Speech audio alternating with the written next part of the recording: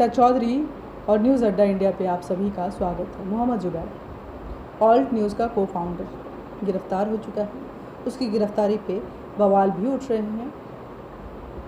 News guild से लेकर के सभी जो इस तरह के एसोसिएशंस हैं वो सरकार और दिल्ली पुलिस की भर्त्सना कर रहे हैं। कई पत्रकार खुलकर ट्विटर पे लड़ाइयाँ लड़ रहे हैं, लेकिन क्या है सच्चाई? मैं अगर कहें मुझे पर्सनली तो मोहम्मद जुबैर के गिरफ्तारी के बिल्कुल खिलाफ हूँ। ऐसा होना नहीं चाहिए, क्योंकि जिस लोकतंत्र में अगर एक ट्वीट से भावनाएं, जो धार्मिक भावनाएं भड़क सकती हैं, इसका मतलब है कि वो लोकतंत्र अभी भी इतना मैच्योर नहीं हुआ है। और मुझे लगता है कि भारत बहुत मैच्योर हो चुका है।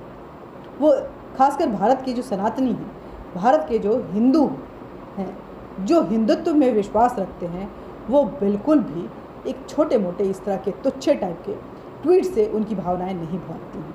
वो इस तरह की चीज़ों से प्रभावित नहीं होते हैं। वो अपनी सनातनी परंपरा और धर्म दोनों को बहुत बाखूबी जानते हैं। और ये जो छोटे मोटे तुच्छे टाइप के दो कौड़ी के लोग ट्वीट करके अपने आप को फॉलोअर्स और रिट्वीट की एक श्रृंखला में अपनी भागीदारी निभाते हुए अगुवाई अगर कर लेते हैं तो उसी में वो प्लेजर लेते हैं, खुश हो जाते हैं। ये उनके लिए हो सकता है, सनातनियों के लिए इससे कोई फ़र्क नहीं पड़ता है। लेकिन ये भी है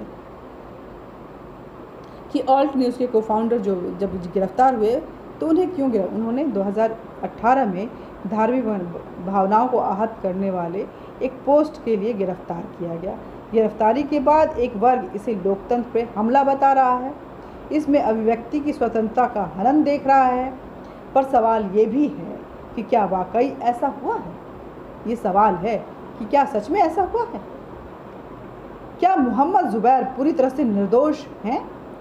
क्या नुपुर शर्मा पर धार्मिक भावनाएं भड़काने वाले जुबैर ने खुद कभी हिंदुओं की भावनाएं नहीं भड़काई हैं? क्या उनके ट्वीट्स, उनके पोस्ट दिलों को आहत करने वाले नहीं थे? हिंदू देवी देवताओं का अपमान, सनातनियों के लिए हमेशा से कटाक्ष, एक गंदी जुबान का इस्तेमाल, क्या इससे हिंदुओं की भावनाएं नहीं भड़कती हैं?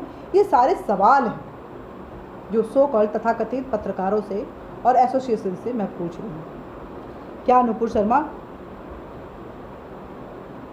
जो लोग जुबैर की गिरफ्तारी को लोकतंत्र पे खतरा बता रहे हैं, वो वाकई लोकतंत्र के समर्थक हैं या फिर ये एक सेलेक्टिव आउटरीच है? आइए एक एक करके इन सवालों के जवाब ढूंढने की कोशिश करते हैं कि क्या है आखिर ये। इस सेलेक्टिव आउटरीच का मतलब क्या है? क्यों है ये सेलेक्टिव आउटरीच इस देश में? और ये कौन लोग हैं जो इस सेलेक्टिव आउटरीच पे विश्वास रखते हैं? नुपुर शर्मा तब चर्चा में आई जब पहली बार उन्होंने एक टीवी डिबेट में, वैसे वो चर्चित पर्सनालिटी हैं लेकिन बहुत ज़्यादा सुर्खियों में आए, उनको धमकियां मिलने लगी और धार्मिक भावनाएं एक मुस्लिम समुदाय की वो आहत करने वाली सबसे बड़ी एक नेगेटिव कैरेक्टर हो गई। उसको लेकर के अगर बात करें तो पहली बात ये कि मेरा मानना है कि धार्मिक भावनाएं भड़काने जैसे मुद्दे पर किसी की गिरफ्तारी नहीं होनी चाहिए। लेकिन किसी एक ट्वीट या फेसबुक पोस्ट से किसी को गिरफ्तार कर लेना किसी भी परिपक्व लोकतंत्र का शोभा नहीं देता। लेकिन किसी एक ट्वीट से धार्मिक भावनाएं भड़क जाएंगी, ये भी नहीं होता है। और अगर उसके ट्वीट से धार्मिक भावनाएं भड़क रही हैं, अगर मेरी बातों से उसकी धार्मिक भावनाएं भड़क रही हैं, तो उसके ट्वीट से भी मेरी भावनाएं भड़क रही हैं। और ऐसे में बात बराबरी की होनी चाहिए। अगर मुस्लिम होते हुए मुझे हिंदुओं के देवी देवताओं का मजाक उड़ाने का हक है, तो क्या इसी तरह का हक हिंदुओं को नहीं है? हिंदू भी ये कर सकते हैं ना। पैगंबर साहब के लिए वो भी मीम्स बना सकते हैं ना।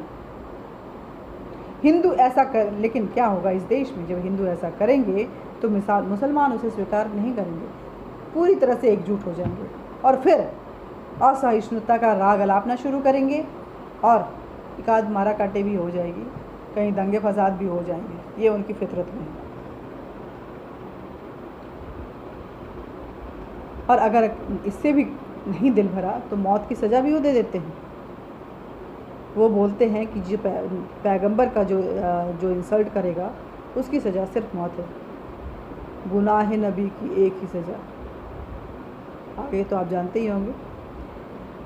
और ये इकलौता सवाल ही मोहम्मद ज़ुबैर की गिरफ्तारी को जायज़ ठहरा देता है कि अगर वो उसके लिए धार्मिक भावनाएं भड़क रही हैं तो क्या हिंदुओं के लिए नहीं भड़कती हैं? क्योंकि ज़ुबैर की अगर बात करें तो लंबी फहरिस्त है इस तरह के ट्वीट्स की, इस तरह की टिप्पणियों की। दरअसल नुपुर शर्मा ने एक टीवी डिबेट में मोहम्मद साहब को लेकर के कुछ ऐसी बात जो कि तथ्यात्मक तौर पे सही है, गलत नहीं था, सही था, लेकिन उनका लहजा जरा सा ऊंचा था, गलत था। उन्होंने जब ये बात कही तो ज़ुबैर ने उस चर्चा की बस उतनी छोटी सी क्लिप ट्वीट कर दिया। और उसके बाद उदयपुर में क्या हुआ आपने देखा, और दावा किया कि नुपुर शर्मा पैगंबर साहब को किस तरह से बात कर रही हैं, पैगंबर साहब का इंसल्ट कर रही हैं। देश के अलग अलग शहरों में हिंसक प्रदर्शन हुए। ऐसे ही एक प्रदर्शन में रांची के एक बच्चे की जान चली गई, उसके खिलाफ दर्जनों फतवे जारी किए गए। नुपुर शर्मा को अंडरग्राउंड होना पड़ा। अरब देशों से भारत को धमकियां मिलनी शुरू हो गईं। वहां रहने वाले लाखों लोगों की नौकरी पर संकट आ गया। उनके काम धंधे के बहिष्कार की मांग उठने लगी। और ये तब हुआ जब मोहम्मद ज़ुबैर ने उस एक ट्वीट से लोगों की धार्मिक भावनाएं भड़का दी थी। मोहम्मद ज़ुबैर ऐसा ही करता रहता है। अब आप सोचेंगे कि अरे भाई, इसमें ज़ुबैर की क्या गलती है, उसने तो नुपुर शर्मा की ट्वीट को ही हाईलाइट किया था। तो जैसा मैं पहले बोल रही थी कि एक ब्लॉग में लिखा था कि तो ऐसा तो नहीं है कि नुपुर शर्मा ने बिना किसी संदर्भ में अपना आपा खाया होगा। ज़रा पूरे डिबेट को तो देखिए, उसने पूरा डिबेट क्यों नहीं डाला, उसने पूरा संदर्भ वाली वो पूरी वीडियो क्यों नहीं डाली। उससे पहले चर्चा में शामिल मौलाना भी लगातार ज्ञान वापी में मिले शिवलिंग को लेकर के आपत्तिजनक बातें कर रहे थे। तरह तरह के वो महादेव के अपमान में शब्दों का इस्तेमाल कर रहे थे, लोगों की भावनाएं भड़का रहे थे। इसी तरह की भड़काऊ बातें दर्जनों मुस्लिम स्कॉलर्स की तरफ से एक हफ्ते में न जाने उस दौरान कई बार हुई थी और हिंदू चुपचाप सुन रहे थे। और उसी की प्रतिक्रिया में नुपुर ने वो बात कही। मनोवैज्ञानिक का भी ये मानना है कि आप किसी को हर्ट करेंगे तो उसका रिएक्शन कुछ इसी तरह का होगा। कोई अगर जला भुना हुआ है तो वो इसी तरह से अपना आपा खो देगा। और यही उस दिन हुआ। यहाँ तो बातें उसने किया, लेकिन अगर तथ्यों के आधार पर देखा जाए तो उसने नुपुर ने कोई गलत बात नहीं कही थी। लहजा थोड़ा ऊंचा था, गलत था, वो नहीं होना चाहिए था। लेकिन अगर फैक्ट्स की बात करें तो वहाँ पे कहीं भी कोई गलत नहीं थी। इसको तो पाकिस्तान के चैनल ने भी स्वीकार कर लिया है कि जो वो उन्होंने बोला वो बिल्कुल सही था।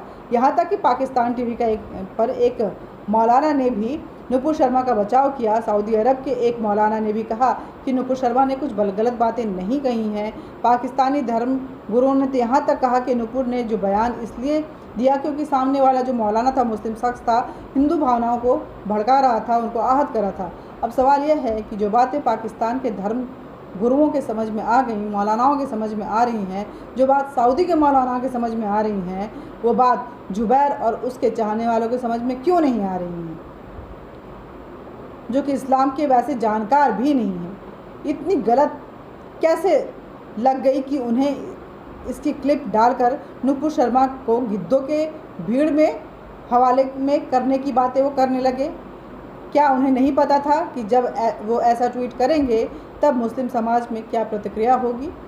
एक तरफ आप दिन रात टीवी की बहसों की आलोचना करते हैं और दूसरी तरफ उन्हीं बहसों के भड़काऊ क्लिप बनाकर उसको इस तरह से पेश करते हैं कि लोगों को लगे कि देश में कहीं ना कहीं कुछ न कुछ गड़बड़ी जरूर है, पूरे विश्व में एक ख़राब मैसेज है।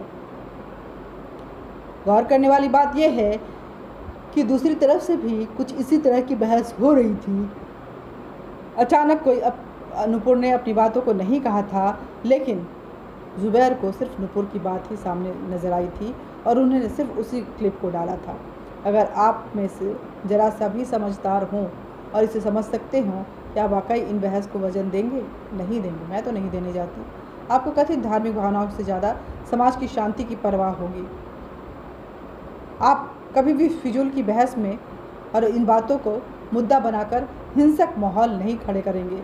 लेकिन मोहम्मद ज़ुबैर ऑल्ट न्यूज़ का को-फाउंडर ये कैसा ऐसा करता था। अब बताइए, धार्मिक भावनाएं कोई वन वे ट्रैफिक है क्या कि हमने कह दीजिए और आपने सुन ली, बस एक ही तरफ होता है। ये सब बातें शक पैदा करती हैं कि धार्मिक भावनाओं तो मोहम्मद ज़ुबैर के लिए कभी मुद्दा था ही नहीं। इस पूरे विवाद की बात ट्विटर पर लोगों ने मोहम्मद ज़ुबैर के ही बहुत सारे ऐसे फेसबुक पोस्ट शेयर किए जिसमें वो हिंदुओं की भावनाओं का मजाक उड़ा रहा था। जब इस तरह की पोस्ट वायरल होने लगे तो मोहम्मद ज़ुबैर ने अपना फेसबुक अकाउंट ही डिलीट कर दिया और डीएक्टिव कर दिया। मतलब जिस शख्स ने कथित तौर पे धार्मिक भावनाओं को आहत करने के लिए मुद्दा बनाकर एक औरत की ज़िंदगी को नर्क बना दिया था, वो इंसान खुद अरसे से निजी जीवन में दूसरी धार्मिक भावनाओं को आहत कर रहा था। क्या एक पत्रकार, बौद्धिक चिंतक या इंसान के नाते ये हम सबको समझ में नहीं आता है? विनोद कापड़ी जी को समझ में नहीं आता है कि सुमित अवस्थी जी को समझ में नहीं आता है, रवीश कुमार को समझ में नहीं आता है, किसको नहीं समझ में आता है? मैं ये नहीं समझ पा रही हूँ। या वेंडेटा बेस्ड प्रोपेगेंडा जो है, यही उनकी पत्रकारिता है। मैं फिर कहूँगी कि मेरी नज़र में जब तक बहुत कड़वी और माहौल ख़राब करने वाली कोई गंभीर कोशिश ना हो तब तक किसी भी तरह की गिरफ्तारी नहीं होनी चाहिए। लेकिन हर इंसान को ये समझना चाहिए कि भावनाएं आहत करने की जिस तरह से छूट में मैं अपने लिए चाहता हूँ, वही छूट दूसरों के लिए भी होती है। और मेरे लिए नियम कुछ और हों और दूसरों के लिए कुछ और, ऐसा तो हो नहीं सकता ना। ऐसा होना भी नहीं चाहिए। और ऐसा होने से कहीं ना कहीं ये ज्यादती भी होगी। आखिर कैसे कोई एक शख्स जब बोले तो वो भड़काऊ हो जाए और दूसरा बोले तो वो उसका फंडामेंटल राइट हो जाए? ऐसा तो नहीं होना चाहिए ना। चलिए, बहरहाल मोहम्मद ज़ुबैर को पुलिस कस्टडी में है, उसकी रिमांड और बढ़ा दी गई है। उसके खाते में ज़बरदस्त फंडिंग हुई थी, ये बातें सामने आ चुकी हैं। कहाँ से हुई है फंडिंग, किस लिए हुई है? 3 महीने के अंदर वो मालामाल हो गया था। खातों को देख के तो ऐसा ही लग रहा है। पुलिस पूरी तहकीकात में जुटी हुई है और सारे चीज़ों को खंगाल रही है कि आखिर मोहम्मद ज़ुबैर किसका प्यादा था, या वो खुद जो कर रहा था वो बाहरी देशों के इशारे पे तो नहीं कर रहा था। वो किसका पपेट था? इस देश के किसी राजनेता का, किसी असामाजिक तत्व का, या वो पपेट था इस देश के विरोधियों का, इस देश को ख़त्म करने वाले लोगों का, इस देश में इस्लाम फैलाने वाले उन ताकतों का? किसका प्यादा था, किसका प्यादा है मोहम्मद ज़ुबैर? इस बात का पता लगाना बेहद ज़रूरी है। पुलिस पूछताछ कर रही है, फंडिंग को लेकर भी कर रही है। देखना होगा क्या कुछ सामने आता है। जय हिंद, जय भारत। वीडियो को ज़्यादा से ज़्यादा शेयर कीजिएगा, हमारे चैनल को सब्सक्राइब कीजिएगा, लाइक कीजिएगा, बेल बटन दबा दीजिएगा, नोटिफिकेशन आप तक पहुंचेगा। और कमेंट बॉक्स में ज़ुबैर मोहम्मद जैसे शख्स को लेकर आप कितने सतर्क रहना चाहते हैं, इस भारत के लोगों को क्या संदेश देना चाहते हैं, ज़रूर लिखिएगा। जय हिंद, जय भारत।